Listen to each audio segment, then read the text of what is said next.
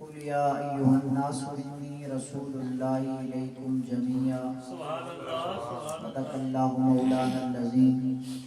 عن ابی ہریرہ رضی اللہ تعالی عنہ قال قال رسول اللہ صلی اللہ علیہ وسلم فضلت علی الانبیاء بست اعطیت جوامع الکلم ونصرت بالرعب واحلت لی المغانم وجعلت لي الأرض مسجدا وطهورا وأرسلت إلى الخلق كافة وختم بي النبيون. صدق الله مولانا العظيم وصدق رسوله النبي الكريم. محبت و عقیدت سے بارگاہ سرور کونین میں درود شریف و صلوات و سلام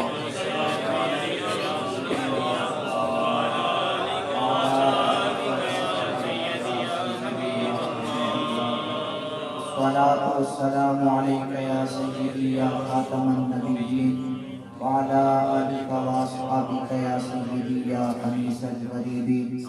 بندہ پروردگارم امت احمد نبی دوست دار چہار یارم تابع اولاد علی مذہب حنفی دارم ملت حضرت خلیل خاک پائے غوث اعظم زیر سایہ ہر ولی. صدیق عکس حسن کمال محمد است، فاروق ذل جاہ و جلال محمد است، عثمان ضیاء شمع جمال محمد است، حیدر بہار باغی مثال محمد است. اسلام ما اطاعت خلفائے راشدین، ایمان ما محبت آل محمد است صلی اللہ تعالی علیہ وسلم. ختم نبوت کے حوالہ سے پوری کائنات میں ایک فضا قائم ہے.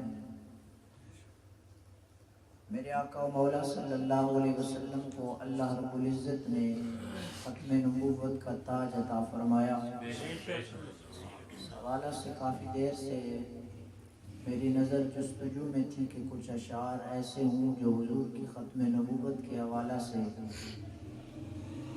ممتاز نعت کو شاعر افسر جنجو ارائیہ مرحوم کے ہوں. میری نظر ان اشعار پر رکی جو تھے حضور کی نبوت کے حوالہ سے. رائیہ صاحب فرماتے ہیں طلوع ہیرا ہے ظہور نبوت. شفائی کی ابتدا غار ہیرا سے ہوئی. طلوع ہیرا ہے ظہور نبوت، رب کی عطا ہے یہ نور نبوت. گلیوں میں مہکی یہ خوشبو پیاری کہ اب آ گیا ہے سرور نبوت. خوش ہو کے دیکھو نوری تجلیاں یہ وقت آ گیا ہے ظہور نبوت. مجھے ناز ہے اپنی قسمت پہ اتنا کہ میرا آسرا ہے خاتم نبوت. راہیا عجز سے سرشار ہو کے تو کہہ دے کہ ہیں آقا ہمارے تاجدار نبوت. کیا بات ہے. اللہ جل جلالہ کی حمد و ثنا درود و سلام آقا کونین صلی اللہ علیہ وسلم کی بارگاہ ناز میں جن کے نام نامی کے برکت سے ہم سب محبتوں بھری اس محفل کا حصہ ہیں. ایک حدیث مبارکہ آپ کی خدمت میں پڑھنے کا سنانے کا شرف حاصل کیا. اس کے ضمن میں میرے آقا مولا کی شان کیا ہے وہ آپ کی خدمت میں عرض کروں گا. راوی ہیں اس حدیث کے حضرت ابو ہریرہ، اور یہ وہ حضور کے پیارے صحابی ہیں جنہیں سب سے زیادہ حدیث مبارکہ یاد تھی، سب سے زیادہ جنہوں نے حضور کی مبارک لب کو چوم کر نکلنے والے فرمان اس امت تک پہنچائے. وہ پیارے صحابی جو 70 کے قریب اصحاب صفہ جو حضور کی پہلی درسگاہ، اور وہ عظیم صحابہ کہ ظاہراً جن کے پاس کھانے پینے کے لیے کچھ نہیں ہوتا تھا. کبھی حضور صدیق کی ڈیوٹی لگاتے کہ ان اصحاب کا کھانا آج صدیق میں پیش کرنا ہے. ان 70 میں سے ایک ابو ہریرہ بھی ہے. وہ حضرت ابو ہریرہ رضی اللہ تعالیٰ عنہ فرماتے ہیں آقا کونین نے فرمایا رب نے مجھے بڑی شانیں عطا فرمائی. تلک الرسل فضلنا بعضهم علی بعض. رب نے رسولوں میں سے رسولوں کو فضیلت عطا فرمائی. میرے آقا کونین فرماتے ہیں رب نے مجھے بھی فضیلت کی وہ 6 دستاریں عطا فرمائی جو رب نے کسی نبی کے سر پہ نہ رکھی. رب نے مجھے فضیلت کے وہ 6 بیج عطا فرمائی جو کسی نبی کو رب نے عطا نہیں فرمائی. رب نے مجھے فضیلت کی وہ عظیم 6 مسندیں عطا فرمائی جو رب نے کسی نبی کو عطا نہیں فرمائی. آقا وہ کون سی 6 مسندیں ہیں، وہ کون سے 6 عظیم پھول ہیں جو آپ کے دامن میں رب نے رکھے، کسی اور نبی کے دامن میں نہیں ہے. وہ عظیم 6 دستاریں کون سی ہیں جو رب نے کسی نبی کو نہیں دی. آمینہ کے لال کے حصے میں آئی. فرمایا ان میں سے پہلا فضیلت کا عظیم رب نے جو تمغہ مجھے عطا فرمایا وہ یہ ہے اعطیت جوامع الکلم. رب نے مجھے جوامع الکلم عطا فرمایا. آقا یہ کیا ہوتا ہے؟ فرمایا ہر نبی اپنی امت کا سب سے بڑا خطیب ہوتا ہے. امت تک رب کا پیغام پہنچانے کا ذریعہ، تبلیغ کا ذریعہ خطاب کرنا ہوتا ہے. ہر نبی اپنی امت میں سے چوٹی کا سپیکر اور تبلیغ مبلغ ہوتا تھا. کیوں؟ اس لیے کہ اس نے رب کا پیغام مخلوق تک پہنچانا ہوتا تھا. فرمایا جو نبی ہوتا تھا اس کی بات کا انداز، اس کے کلام کا انداز، اس کی گفتگو کا انداز ساری انسانیت میں سے الگ ہوتا تھا. جیسا رب نے انداز امت کے نبی کو دیا ہوتا تھا ایسا بات کا انداز کسی اور فرد میں نہ ہوتا تھا. تو محبوب پھر فرمایا رب نے سارے نبیوں میں سے عظیم گفتگو کا انداز مجھے عطا فرمایا. جتنا بڑا رب نے خطابت کا ملکہ مجھے دیا کسی نبی کو عطا نہیں فرمایا. حضور وہ کیسے؟ فرمایا وہ ایسے میں بولتا ہوں لفظ تھوڑے ہوتے ہیں معنی کا سمندر ان میں موجزن ہوتا ہے. میں بولتا ہوں الفاظ کے دامن میں پھول جھڑتے ہیں.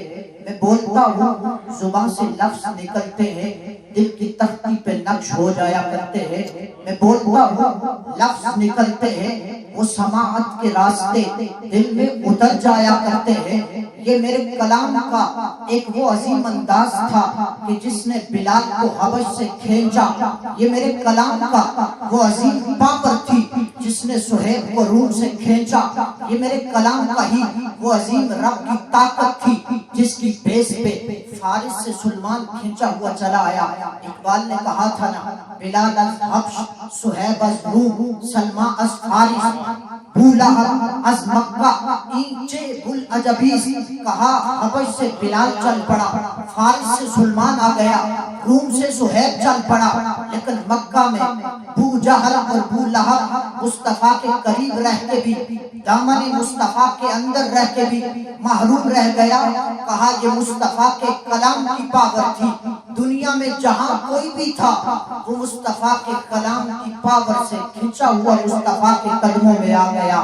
فرمایا میں بولتا ہوں لفظ بڑے تھوڑے ہوتے ہیں، ہم سنتے ہیں، ہاں ہم سنتے ہیں کہ کسی نے بات ایسے کی سمندر کو کوزے میں بند کر دیا، دریا کو کوزے میں بند کر دیا.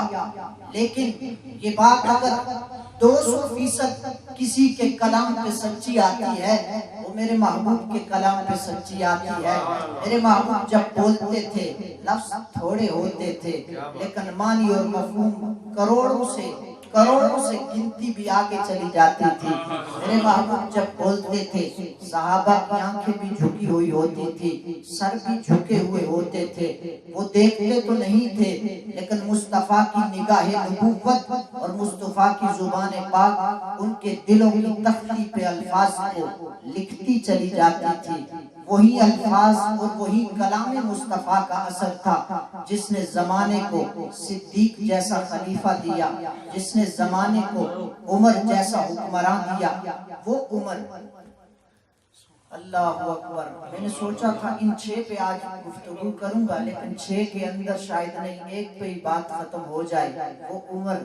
میرے محبوب فرماتے ہیں لو کان بعدی نبی لکان عمر بن الخطاب. زمانے والوں اگر میرے بعد کوئی نبی ہوتا تو وہ عمر ہوتا، لیکن میرے بعد نبی نے ہونا نہیں، اس لیے عمر بھی نبی نہیں. میرے محبوب نے فرمایا اعطیت جوامع الکلم. رب نے مجھے جامع کلام عطا فرمایا، گفتگو کا حسین انداز عطا فرمایا، وہ خوبصورت انداز. میرے محبوب کے صحابی فرماتے ہیں، حضرت ابو ہریرہ کی حدیث ہے، آپ فرماتے ہیں حضور جب بولتے تھے تو ٹھہر ٹھہر کے بولتے تھے، یوں بولتے تھے کہ بات حضور کے لب مبارک سے نکلتی تھی فوراً ہی سامعین کے قلوب کے اندر اتر جاتی تھی. اور میرے محبوب جب زبان اقدس کھولتے تھے تو حضور کے دندان مبارک کے درمیان سے ایک باریک سی ایک راستہ تھا، باریک سا چھوٹا سا راستہ. جب حضور کے لب کھلتے تھے دندان کی روشنی سے ساری کائنات مہک جاتی تھی، مجلس چمک اٹھتی تھی. میرے محبوب کے دندان مبارک کی چمک مجلس کے اندر پھیل جاتی تھی. یہ میرے محبوب کے گفتگو کا انداز تھا. دوسرا حضور فرماتے ہیں رب نے دوسری جو مجھے فضیلت کی دستار عطا فرمائی، تمغہ عطا فرمایا، وہ ہے نصرت بالرعب. رب نے میری مدد رعب کے ساتھ فرمائی.